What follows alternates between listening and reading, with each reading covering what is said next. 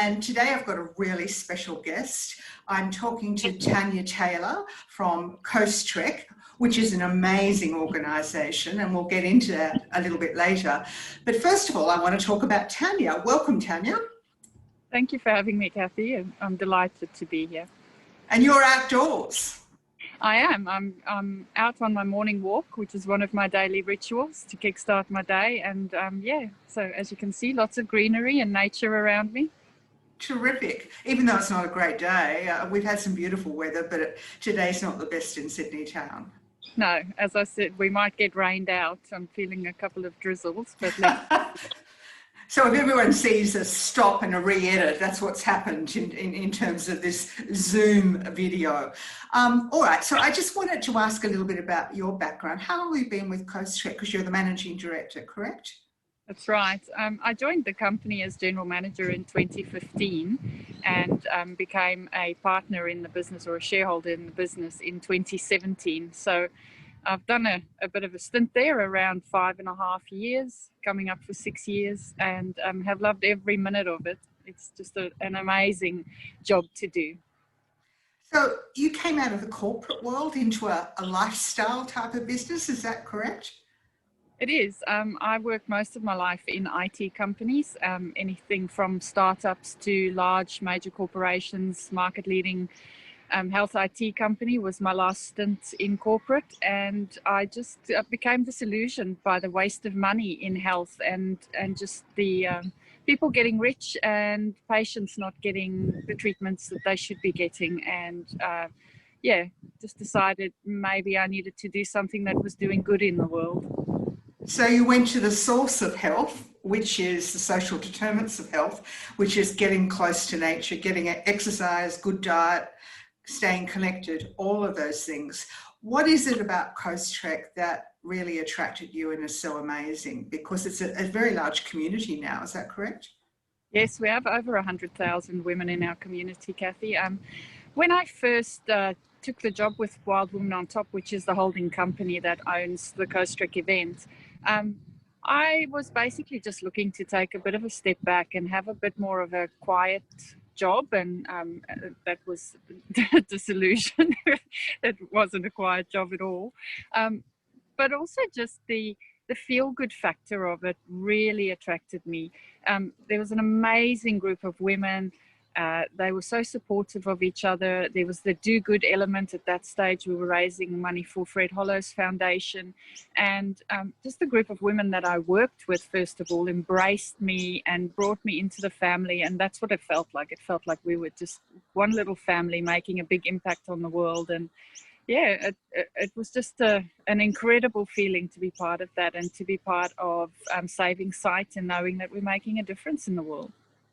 So we've got participants from all around the world. So for those not familiar with CoastTrek, could you tell people what it actually does? The CoastTrek is a fundraising mass participation event. It's a walking event where participants walk either 60 or 30 kilometers in one single day. And at the moment, we're raising money for mental health for Beyond Blue. But when I first joined the organization, we were raising for Fred Hollow's foundation. So what CoastTrek is it encapsulates the whole fitness, getting out in nature and walking with your friends, because we know that women love to walk and talk and solve the problems of the world. And then that do-good element of bringing in the fundraising where you add the greater good.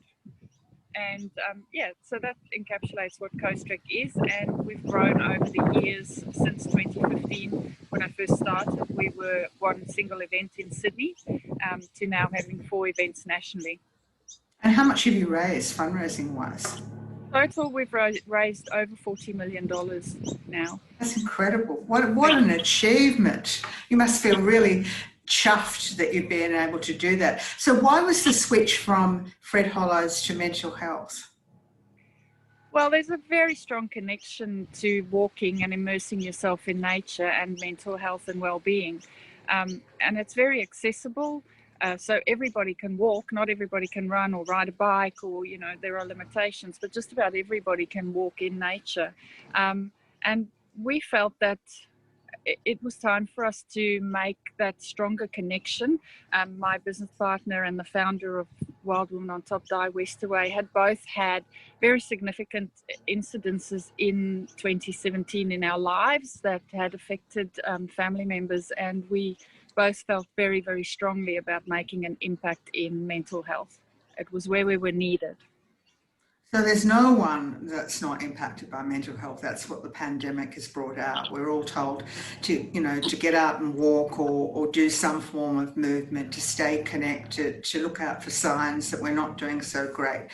What have you found by being involved in an organisation like this has done for your own mental health? Has it helped? Absolutely. As I mentioned, I went through a very traumatic event. My father took his life in 2017, 2012. And I really struggled with that because he was probably the strongest man I'd ever known.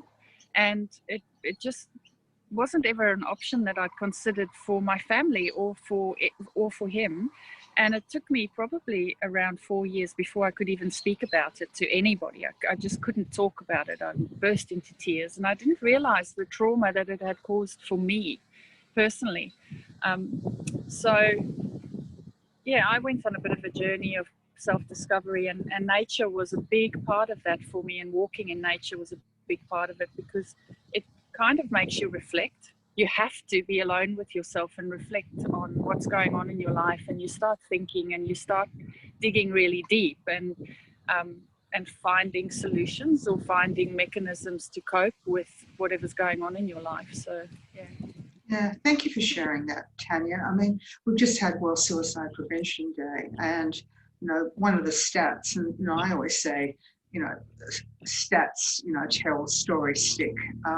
But I think it's estimated that 10 million Australians are impacted by somebody who has taken their life via suicide, which is a very large percentage of our population. And as you say, it's very often the strong people you wouldn't suspect, and the research is still, when you talk to lived experience people, it's still early days. We're still uncovering, what this is all about. And we're now in the middle of a pandemic, which, in the last couple of days, they're talking about this mental health tsunami, that we don't have enough medical support. Psychologists are swamped. And we all know, we all have doona days where we just want to sit in the lounge and retire from life. And they're okay, but you've got to start to participate. And they're warning signs, if you keep going, that things aren't doing so great, and reaching out. And I guess by just going for an easy walk or connecting with a group of people like your community, it's a really good start. Well, that is absolutely essential. It's moving every single day, having a strong community. Everybody needs a village to prop them up. And then, I really am a strong believer in that do-good element. If you're doing good for other people, it makes you feel better. And there's science that shows that as well. So, yeah, it's just that whole mixture that makes the magic happen. But you're right. There's such a problem. Healthcare workers and the underfunding of health, mental health worldwide. People aren't getting helped. My son's going through a situation at the moment where we're trying to get him assessed by a psychiatrist, and we can only get in January. Oh my goodness. So much can happen between now and January. We just need that funding, and we need people to get trained up so that we don't have the shortage. I was privy to be part of a panel the other day, and I think the issue is even bigger than that, because the psychologists and psychiatrists that we have, as you say, you can't get in, they're booked out, and they're overwhelmed with the trauma that's impacting people, and they have to look after themselves as well. And most health professionals have certain practices for self-care that they look after, but we're getting to the stage that we've also got to put more control, simply by the sheer volume, more control in the hands of the consumer or the general public, so that they can use technologies themselves to try and manage their mental health. So I suppose things as basic as something like CoastTrek or connecting with a group in a community is a really good starting point. Absolutely. Beyond Blue does, by the way, have an entire COVID program that they've developed to help people as well, just coping mechanisms and questionnaires and just ways to deal with whatever might be going on, whether it's job loss or whether it's just simply not being able to be in an office or around other people. So it's really awesome. Yeah, I don't think I know anyone that hasn't been impacted by some crises during this year. It's been a really tough year, and most of us are just putting one foot in front of the other and saying, what next? It's a very different world. We all feel, I guess, almost normal when we get outside and go for a walk in the bush and we don't have to wear a mask. Or some people do, but we feel remotely as though this is the life I used to have, but it's not going to go back to anywhere near that. So how have you adapted to COVID? You're obviously not doing, are you doing a big event next year or? I don't think so. Government is still restricting us from hosting events, which is very frustrating because you can go to a music festival or you can go to the football, but you can't go for a walk in a large group. But we have had a couple of virtual events where teams still walk together, but not with other teams. So they pick their own route and they go off and they do their day. And we find that our audience has been very receptive of that, because that's the important thing for them, is to connect on the day with their team members and to just go out and have a great time. So that's been good. And at the moment, we're planning an event with only 500 participants, so that it can be COVID safe. And obviously we have to strip back all the bells and whistles that normally makes CoastTrek awesome, but we're coming up with different ways of making it awesome. So yeah, we just keep plugging away. But nothing's going to stop us.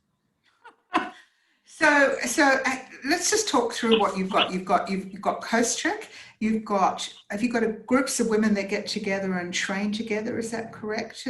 And we don't anymore. We used to do outdoor training, but we stopped that. We stopped that when COVID hit, and we developed a 28-day step program called Stay in Wild. And the premise of that is to take your 10,000 steps every day and make sure that you get out and that you're moving. And you pick a buddy, and that's your accountability buddy, and you text each other every morning and say, hey, let's go and do our 10,000 steps, or you send the image of your watch or your pedometer to your accountability buddy to make sure that they know you've done the steps, and then that makes them feel competitive and they get out and do their steps. So we find it actually works really well for corporates as well, because a lot of corporates are disconnected at the moment, so they're putting teams in, and it's a way for them to keep their teams connected and to keep their teams healthy and happy as well. So that's been great. It's been fun to innovate and try and find solutions as well. So yeah. I was reading some research the other day and just talking about work-life balance, and they say that the most productive and most happy employees pre-COVID were those that had a best buddy at work. All the evidence proves that. And I think most of us know that when we've had a close personal relationship at work, it helps us get through the good times and the tough times, and at the tea room and all of those things. But the funny thing about the research, which has been around for a long time, companies themselves, when it came to implementing the programs, the one thing they didn't want to include was having a best friend at work, because, we still have some remnants of dinosaur cultures. But look what COVID has made many organisations do. They've had to find ways, as you say, of making sure people are connected to keep them healthy.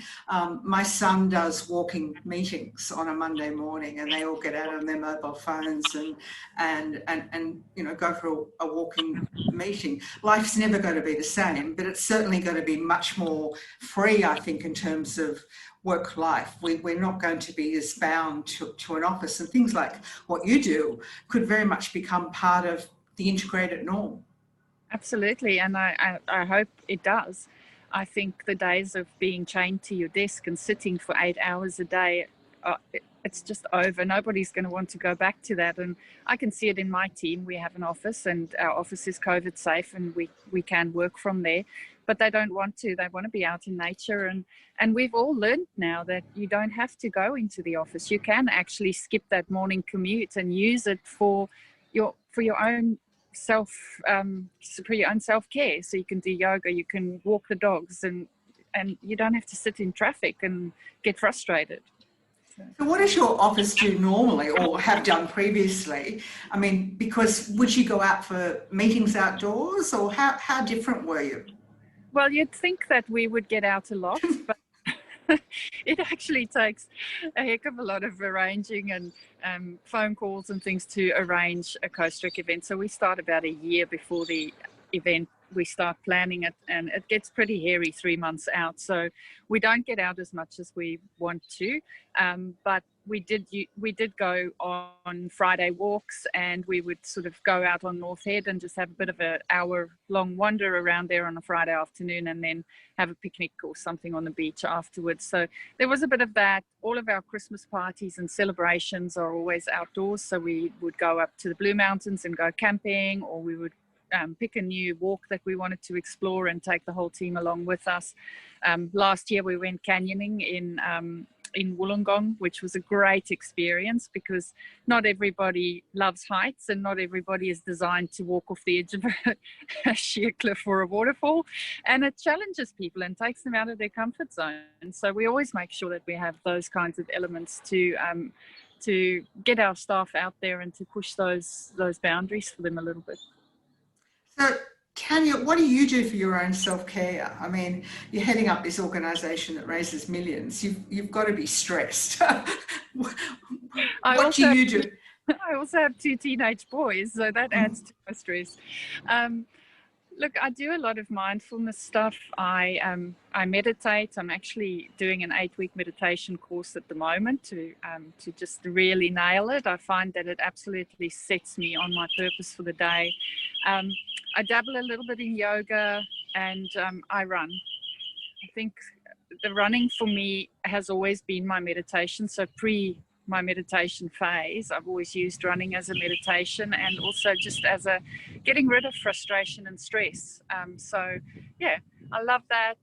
Other than that, I spend a lot of time with my girlfriends and my dogs.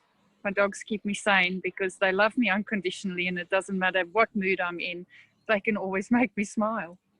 Yeah, and how has life changed for you during COVID? It's been incredibly stressful because we haven't been able to trade, and my team have been looking to me for strong leadership, and also just with those puppy eyes of, are we all going to lose our jobs, or how are we going to get through this? And so it's been incredibly stressful, but we get through it, and we just a lot of communication in our family. With 2 teenage boys, it's really difficult for them to stay at home and stay safe and really understand what a pandemic is and how difficult it is to manage through this time. So yeah, absolutely, communication, and just day by day. I don't think there's a plan for anybody at the moment. You just have to take it day by day and know that tomorrow your whole world could change again, and you've got to be resilient enough to just pivot and move with the times. Absolutely. All right, so thanks for joining us. And thank you for showing us your nature sort of retreat. Where do people go to get some more information, or perhaps even to find a buddy to walk with and do their 10,000 steps? They can go to our website, Stay in Wild, so without the G, stayinwild.com, and coasttrek.com.au. Both of those sites can give you all the information you need. And yeah, we'd love to see everybody out there joining us for a little nature walk at some stage. Bye. Thanks. Thanks for having me. You're welcome.